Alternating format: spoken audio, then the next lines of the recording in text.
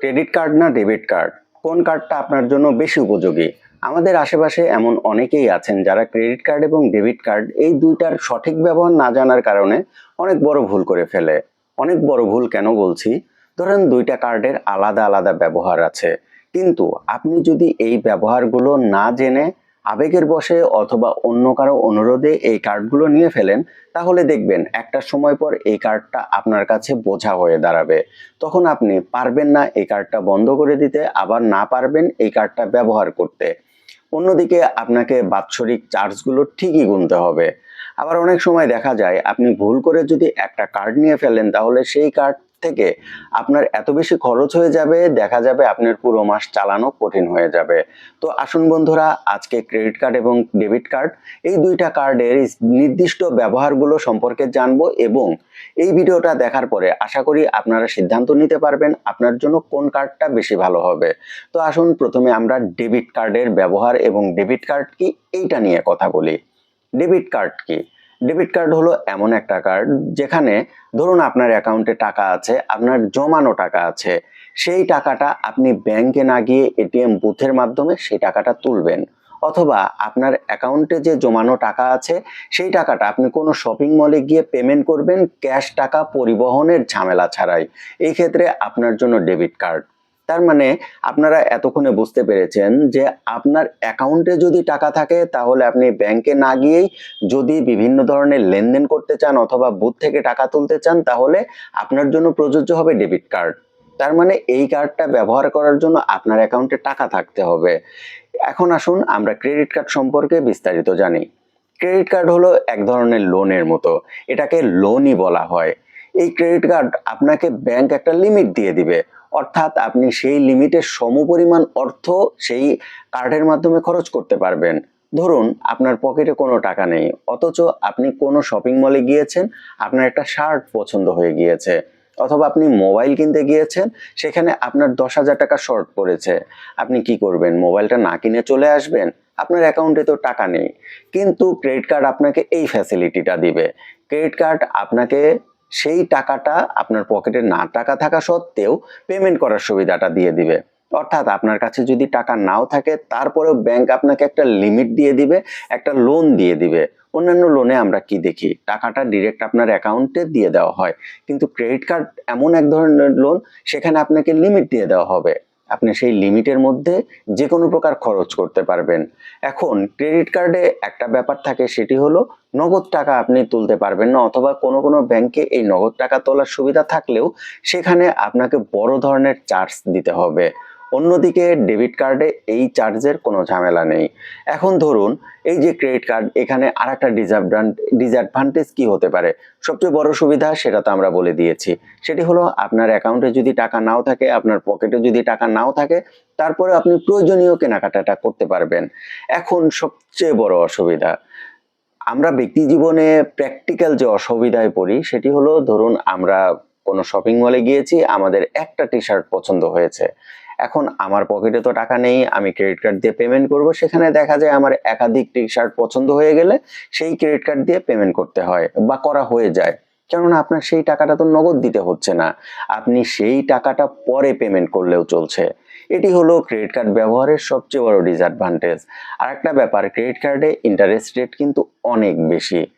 আপনার নির্দিষ্ট সময়ের মধ্যে যদি পেমেন্ট না করতে পারেন, একটা পেমেন্ট ডেট থাকে, সেই ডেটের মধ্যে আপনি যদি ক্রেডিট কার্ডের যে খরচটা করেছেন সেটা যদি পেমেন্ট না করতে পারেন, তাহলে আপনাকে 13 থেকে 18 থেকে 22% পর্যন্ত ইন্টারেস্ট গুনতে হতে পারে, সেটি ব্যাংক ভেদে এই চার্জটা প্রযোজ্য। এখন ক্রেডিট কার্ডে আপনার কি ধরনের খরচ হতে পারে? ডেবিট কার্ডের খরচের কথাটা বলি। ডেবিট কার্ডে বাৎসরিক খরচ শুধু আপনাকে কার্ড মেইনটেনেন্স ফিটা দিতে হবে, অর্থাৎ আপনি যে যখন ডেবিট কার্ড নেবেন, সেই ডেবিট কার্ডে ওই ব্যাংকের একটা বাৎসরিক মেইনটেনেন্স চার্জ আছে, শুধু সেই চার্জটাই নিবে। এখন ক্ষেত্র বিশেষে সেই চার্জটা 400 টাকা থেকে 600 টাকা পর্যন্ত ব্যাংক ভেদে হয়ে থাকে। এটি বাৎসরিক চার্জ, বছরে একবার কাটে। কোনো কোনো ব্যাংক এটি 6 মাস পর পরও কাটে। কিন্তু সচরাচর আমরা ব্যাংকগুলোর এই শিডিউল অফ চার্জেস এটি আমরা অ্যানালাইসিস করে দেখেছি, অধিকাংশ ব্যাংক বছরে একবারই কাটে। শুধুমাত্র ডেবিট কার্ডে এই একটাই খরচ।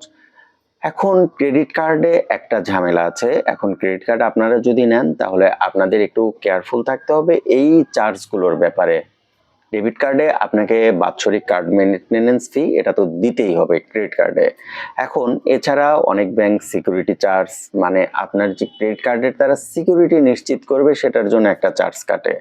এছাড়াও অনেক ধরনের মেইনটেনেন্স ফি ক্রেডিট কার্ডে কাটতে পারে, 3-4 ধরনের চার্জ সেটাতে থাকতেই পারে। এই কারণে আপনি ক্রেডিট কার্ড যদি নেন তাহলে আপনাকে দুইটা ব্যাপার মাথায় রাখতে হবে। আপনি কত টাকা লিমিট দিচ্ছে, কত টাকা খরচ করতে পারছেন এবং সেটি বেয়ার করার মতো ক্ষমতা আপনার আছে কিনা। দ্বিতীয়ত, আপনার যে ক্রেডিট কার্ডটা নিচ্ছেন, যে ব্যাংকের ক্রেডিট কার্ডটা নিচ্ছেন, সেখানে কি কি চার্জ আছে, সেখানে কোনো হিডেন চার্জ আছে কিনা।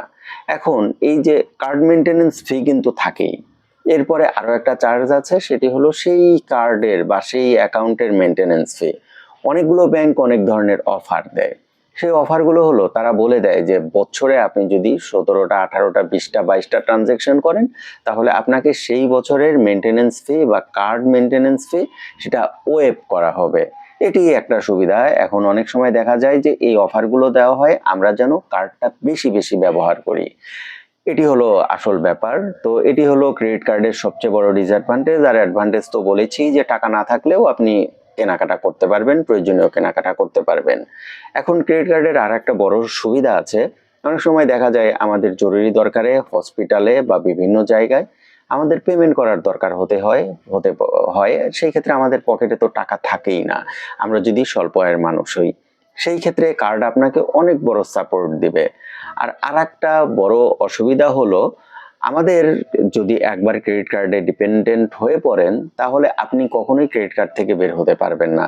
কেননা ক্রেডিট কার্ড নেওয়ার সাথে সাথে 2-3 মাসের মধ্যে যতটুকু লিমিট থাকে ততটুকু আপনার খরচ করা হয়ে যায়। এর ফলে কি হয়, আপনি দেখুন আপনার যদি স্যালারি 40,000 টাকা হয়, আপনাকে লিমিট যদি 1,20,000 টাকা বা 1.5 লাখ টাকা দেয়, একটা সময় পর গিয়ে দেখবেন আপনার সেই লিমিটটা আপনি ক্রস করে ফেলেছেন। এর ফলে কি হবে, আপনি সেই টাকাটা পার্মানেন্ট একটা লোনে পড়ে যাবেন। আমি আগেই বলেছি ক্রেডিট কার্ড কিন্তু এক ধরনের লোন, ব্যাংক যেটা আপনাকে লিমিট হিসাবে দিবে। তো তখন দেখা যাবে আপনি যদি লিমিটেড আয়ের মানুষ হন, আপনার যদি অতিরিক্ত ইনকামের কোনো সুযোগ না থাকে, তাহলে এই চার্জটা বা এই টাকাটা আপনি কখনোই পুরোপুরি পেমেন্ট করতে পারবেন না। অধিকাংশ সময় আমরা বাস্তব অভিজ্ঞতার আলোকে বলতে পারি যে অধিকাংশ ক্রেডিট কার্ড হোল্ডাররা একটা কাজ করে যে তারা 2টা ব্যাংকের ক্রেডিট কার্ড ইউজ করে। কেননা একটা ব্যাংকের যে টাকাটা তারা খরচ করে ফেলে, পেমেন্ট ডেটের ইমিডিয়েট আগে আগে অন্য ব্যাংক দিয়ে সেটি পেমেন্ট করে ফেলে। এর ফলে কি হয়, নগদ টাকা না থাকা সত্ত্বেও তারা এই ধরনের পেমেন্টগুলো অতিরিক্ত চার্জ ছাড়াই করে ফেলতে পারে। এটি হলো ক্রেডিট কার্ডের ব্যবহারের অন্যতম সঠিক একটা মাধ্যম। আপনারা ক্রেডিট কার্ড যদি নিতে চান তাহলে এই ব্যাপারগুলো খেয়াল করে নেবেন। আপনাকে লিমিট যত টাকা দেওয়া হবে একটা সময় পর আপনি আবিষ্কার করবেন সেই লিমিটটা আপনি খরচ করে ফেলেছেন। সুতরাং আপনি যদি সেটা বহন করতে পারেন, সেটা ফিউচারে যদি পেমেন্ট করার সামর্থ্য থেকে থাকে তাহলেই ক্রেডিট কার্ড নেবেন, অন্যথায় আপনাকে দ্বিতীয়বার ভাবতে হবে। আর ডেবিট কার্ড, সেটার কথা তো আমরা বলেছি, আপনার পকেটে টাকা থাকলে, আপনার অ্যাকাউন্টে টাকা থাকলে তবেই আপনার জন্য ডেবিট কার্ড। তো বন্ধুরা, কেমন লাগলো আজকের ভিডিও? আপনারা যদি এরপরেও ব্যাংকিং, ফাইন্যান্স, ইনভেস্টমেন্ট সংক্রান্ত নতুন কোনো তথ্য জানার থাকে তাহলে অবশ্যই আমার কমেন্ট বক্সে কমেন্ট করবেন। আর ক্রেডিট কার্ড নিয়ে আপনার যদি বিরূপ কোনো অভিজ্ঞতা থেকে থাকে সেটিও আমাদের কমেন্ট বক্সে কমেন্ট করতে ভুলবেন না। আজকে এই পর্যন্তই, সবাই ভালো থাকবেন। আসসালামু আলাইকুম।